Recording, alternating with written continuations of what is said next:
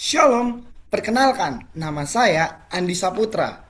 Saya dari Sekolah Tinggi Teologi Battle the Way Jakarta yang sedang mengikuti perlombaan yang diadakan oleh Sekolah Tinggi Teologi Kanaan Nusantara Ungaran dalam rangka Disnatalis STT Kanaan Nusantara yang ke-26.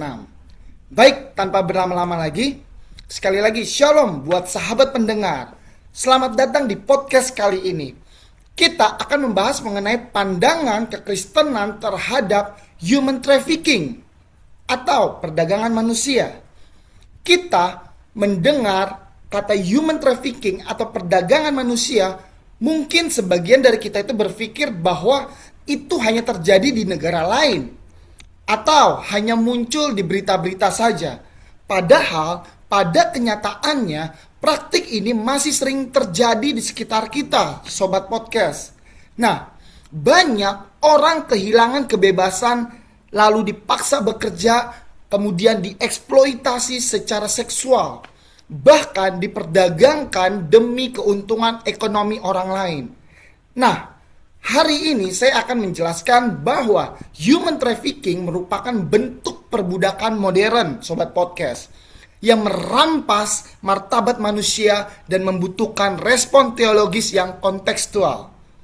Sahabat pendengar, ketika kita mendengar istilah human trafficking atau perdagangan manusia, mungkin yang terlintas di benak kita adalah penculikan, penyelundupan orang ke luar negeri.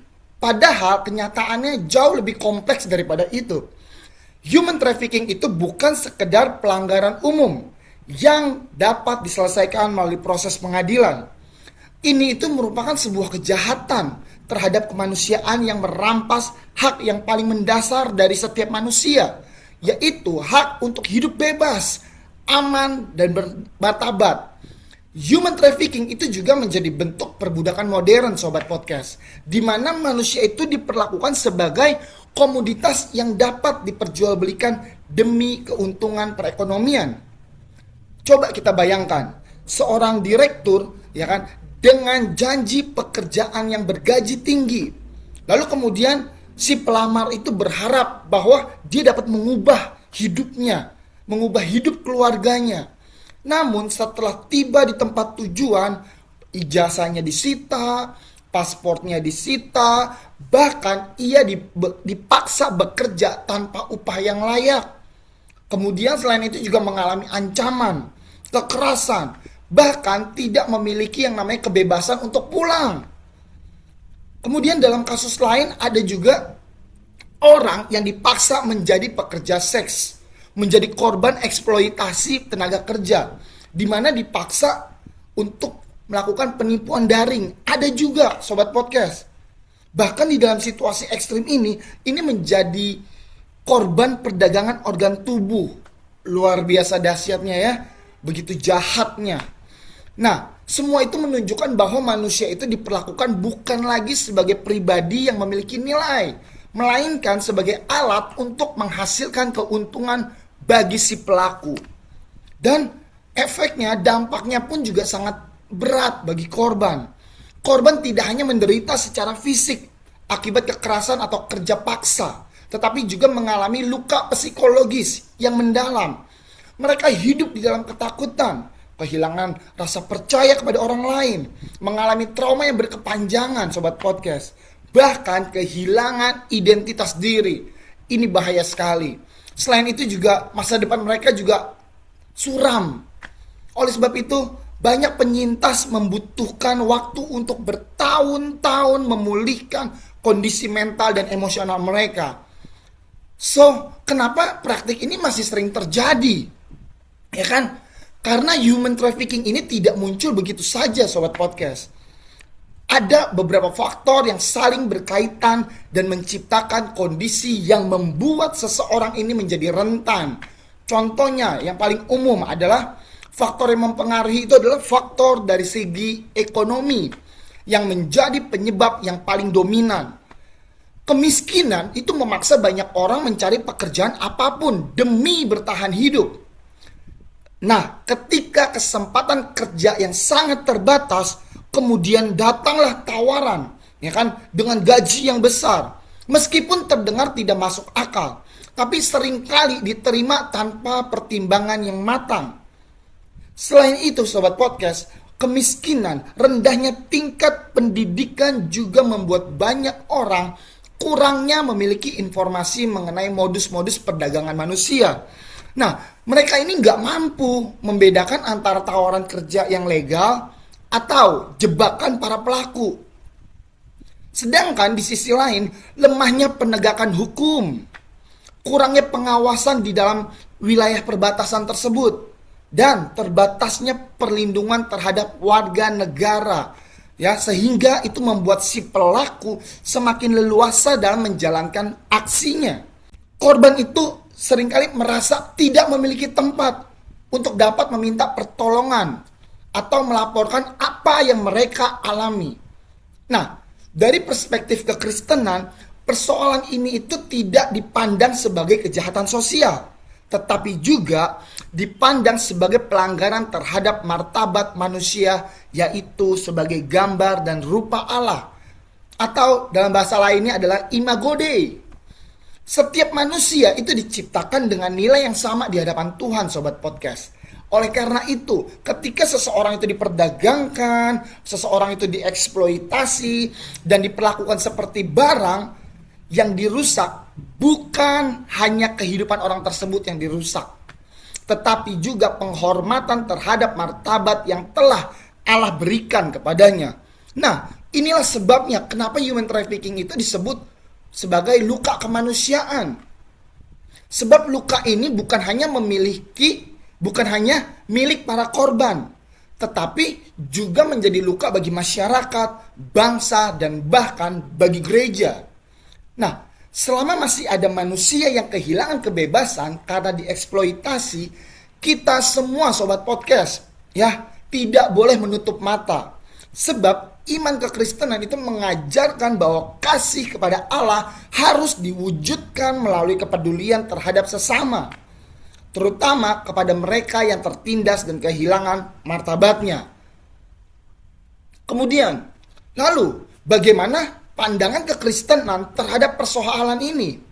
Sahabat pendengar, dalam pandangan Kristen, ya, perdagangan manusia bukanlah sekedar pelanggaran hukum atau masalah sosial. Lebih dari itu adalah persoalan rohani karena bertentangan dengan kehendak Allah terhadap manusia. Human trafficking itu merupakan dosa struktural, artinya kejahatan yang tidak hanya dilakukan oleh satu atau dua pelaku, tetapi juga dipelihara oleh sistem yang tidak adil. Lalu kemudian apa yang dimaksud dengan dosa struktural? Contoh, sobat podcast, ada sebuah keluarga yang hidup di dalam kemiskinan karena mereka tidak memiliki pekerjaan dan kurangnya pendidikan yang memadai, sehingga mereka itu mudah percaya pada agen yang menjanjikan pekerjaan yang bergaji besar, mau di dalam kota maupun di luar negeri. Sedangkan itu di sisi lain, pengawasan pemerintahnya juga yang lemah, hukum juga yang ditegakkan kurang memadai juga. Bahkan ada oknum, ini yang paling luar biasa sobat podcast, ya, dimana ada oknum yang membiarkan dan ikut ambil keuntungan di dalamnya. Akhirnya orang-orang yang sebenarnya ingin mencari kehidupan yang lebih baik justru menjadi korban perdagangan manusia.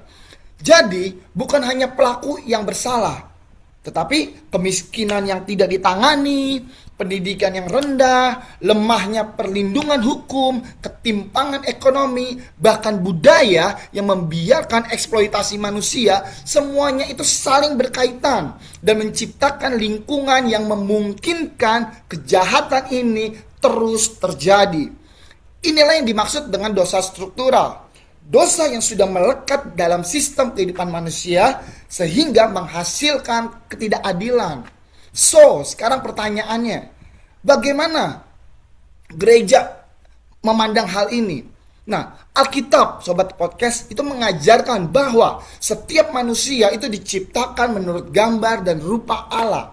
Sebagaimana yang tertulis di dalam Kejadian 1 ayat 26 sampai 27. Itu berarti setiap orang itu memiliki nilai. Setiap orang memiliki martabat dan kehormatan yang diberikan langsung oleh Allah. Dan nilai itu tidak ditentukan oleh kekayaan, pekerjaan, usia, jenis kelamin, ataupun status sosial, melainkan karena mereka adalah ciptaan Allah sendiri. Nah, di sini saya mau menegaskan bahwa manusia itu adalah gambaran Allah. Mereka tidak boleh diperlakukan hanya sebagai sarana untuk mencapai keuntungan ekonomi atau keuntungan seseorang. Coba kita bayangkan, jika sebuah karya seni yang sudah kita buat dengan luar biasa susah payah dan berharga bagi kita dirusak sama orang, diperjualbelikan secara sembarangan, tentunya sebagai pencipta akan merasa dihina. Demikian pula sobat podcast, ketika manusia diperdagangkan, dipekerjakan dengan secara paksa, dieksploitasi, atau diperlakukan seperti barang dagangan yang direndahkan, bukan hanya manusia itu sendiri yang direndahkan, tetapi juga martabat Allah yang ditanamkan dalam dirinya sebagai gambarnya. Oleh karena itu sobat podcast, gereja nggak boleh memandang human trafficking ini hanya sebagai isu sosial. Ya, ini adalah persoalan iman. Belalah mereka yang tertindas. Artinya menghormati karya Allah di dalam diri manusia. Sebaliknya sobat podcast, kalau kita membiarkan eksploitasi manusia itu terus terjadi, itu artinya kita membiarkan gambar Allah direndahkan. Nah, dalam pemahaman ini sobat podcast, kita itu bisa melihat bahwa melawan human trafficking bukan sekedar tugas pemerintah atau aparat penegak hukum, tetapi juga merupakan panggilan setiap orang percaya, yaitu kita semua sobat podcast, untuk menjaga martabat manusia sebagai ciptaan Allah. Nah, ketika manusia itu diperdagangkan demi keuntungan perekonomian, sesungguhnya yang direndahkan itu bukan hanya manusia, tetapi juga gambar Allah yang ada di dalam dirinya. Mungkin kita berpikir, lalu apa yang bisa saya lakukan? Nah, sobat podcast, kita mungkin tidak mampu menghentikan seluruh praktik perdagangan manusia, tetapi kita bisa mulai dari hal-hal terkecil. Contoh, yang pertama adalah memberikan edukasi kepada keluarga kita. Kemudian yang kedua, membantu mereka yang membutuhkan pekerjaan. Bantu carikan solusi. Kalau kita melihat ada lowongan, kita bantu menginformasikan. Yang ketiga, kita harus mengedukasi juga supaya jangan mudah percaya terhadap tawaran kerja yang mencurigakan. Ya kan? Apalagi mau masuk kerja harus disuruh bayar, ya kan? Kemudian juga ada ijazah yang ditahan segala macam. Hati-hati. Nah, yang keempat, mendukung pelayanan bagi korban perdagangan manusia. Dan yang kelima, kita harus berdoa bagi mereka semua. Dan keenam, kita harus menjadi pribadi yang menghadirkan kasih Kristus terhadap sesama kita manusia. Oke? Nah, dari pembahasan kita hari ini, ada satu hal yang perlu kita ingat, sobat podcast. Human trafficking itu bukan sekedar persoalan kriminal, tetapi juga persoalan kemanusiaan dan persoalan iman. Praktik ini juga bisa merampas kebebasan, menghancurkan masa depan, dan merendahkan martabat manusia yang diciptakan menurut gambar dan rupa Allah. Oleh sebab itu, sobat podcast, sebagai orang percaya, kita dipanggil untuk melihat setiap manusia bagaimana Allah melihat mereka, yaitu berharga. Allah melihat kita itu dikasihi dan memiliki martabat yang sama di hadapannya. Karena itu, kita tidak boleh diam sobat podcast ketika kita melihat ketidakadilan itu terjadi di sekeliling kita. Kita melihat ada eksploitasi dan penindasan terhadap sesama. Jangan tinggal diam. Amin. Nah, kemudian mungkin kita juga nggak bisa ya, seperti yang tadi sudah dikatakan, nggak bisa kita mungkin menghentikan seluruh praktik perdagangan manusia seorang diri. Namun kita bisa menjadi bagian dari solusi.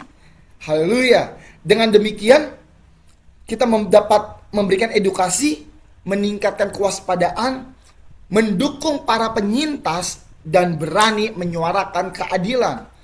Nah, kita itu artinya kita sedang ikut menjaga martabat manusia yang telah Allah percayakan kepada kita.